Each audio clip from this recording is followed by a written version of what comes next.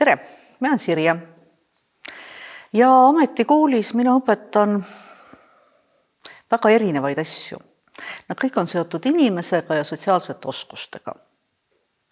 Ehk siis suhtlemist ja meeskonnatööd ja inimese arengut ja kriisis olemist ja muid mõnusaid asju. 93. aasta sügisel ma tulin ametikooli õpetama turismi erialadele suhtlemist. See oli Kaarina sotsiaaltöökool, Riita ja kõik tohutu hea seltskond, kes õpetasid meid ka õpetama. Meil oli üks põhikooli järgne grupp, esimene 98 ta lõpetas ka, siis lõpetas juba 2 gruppi päevaõppega ja see jäi ka viimaseks põhikooli järgseks grupiks. Me saime selgeks, et põhikooli järgne ei ole veel nii küps selle eriala jaoks. Sest lasteaia praktikant oli viimane, kes lahkus nukunurgast. Lapsed ammu magasid juba, eks ole. Aga nad olid tublid ja siiamaani, ma enam-vähem tean neid, töötavad nad inimestega, ka veel sotsiaalivaldkonnas osad, aga oluline inimestega. Siis tulid meil need keskkoolijärgsed päevased ja ma läksin väga ruttu üle paindlikule õppele ehk tsüklitele, sest tegelikult oli ulgem neid töötavaid inimesi, kellel oli erialane baasharidus puudu ja muidugi viskusime tormisesse vette, et leida mingeid võimalusi ja lahendusi ja see oli paras väljakutse. Esimesed rühmatööd ka tohutu suured, nii et nimesid ikka ei mäleta näiteks. Eks seda õpetamisviisi eelkõige on väga lihvitud läbi aastate ja see, kuhu me praeguseks oleme jõudnud, see on äge nii öelda. Ehk kuigi õppijal on 12 tundi päevas, ta ei ole väsinud, tal on huvitav, ta ei taha vaata, et pärast ära minna, ta tuleb rõõmuga, äraminemisega, tahaks veel olla. Nad ootavad kooli tulekut oma tööde ja laste ja kõikide asjade kõrvalt. Me oleme projekte kirjutanud õpilaste välispraktikatele, mul on need kuskil vanas arvutis kõik riburada olemas.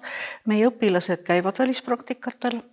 Need praktikad ei ole muidugi tohutu pikad, sest nad on töötavad inimesed ja käivad siiamaani isegi 20. aasta kevadel, kui oli COVID juba lahti, veel üks õpilane käis praktikal ehk oli karantiinis ja tagasi tules jälle karantiinis, et käis Soomes praktikal ja see oli viimane.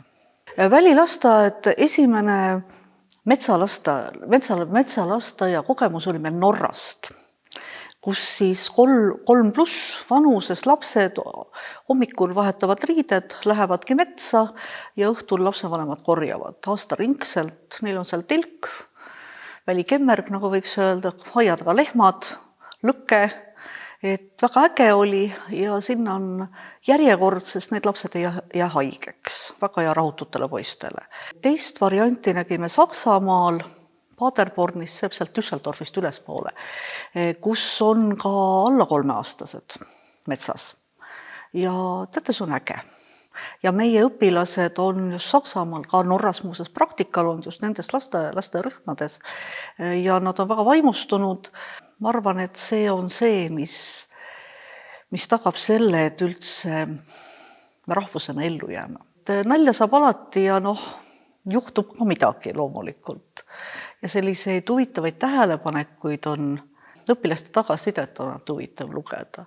Ja mul on ikka meeles, keegi kirjutas nii ilusti, et kunagi tundi tulles ei tea, mis hakkab toimuma, aga alati on huvitav.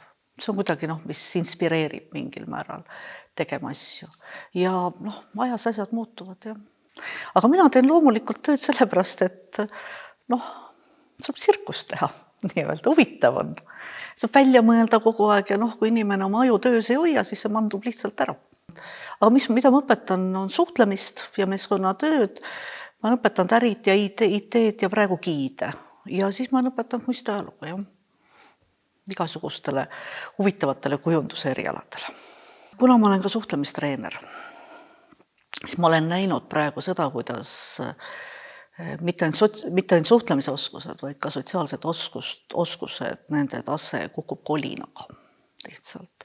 Alates kõige väiksematest lastest. Distantsi puhul sotsiaalseid oskusi ei tohi ära unustada lihtsalt. Inimeste vahelist suhtlemist ei asenda ükski masin.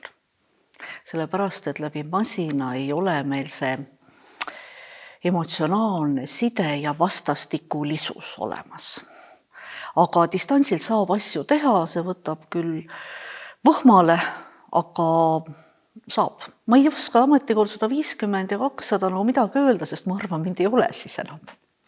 Ja pärast mind tulgu või veeuputus öeldakse, eks ole. Kindlasti on midagi teistmoodi, sest et ma olen nii pikalt olnud ja kool on muutunud selle aja jooksul väga tugevalt. Järelikult ta muutub edasi. Ehk mõistus töötaks, silm näeks ja kätel oleks veel tundlikkus olemas. See kipub meil ära kaduma ju.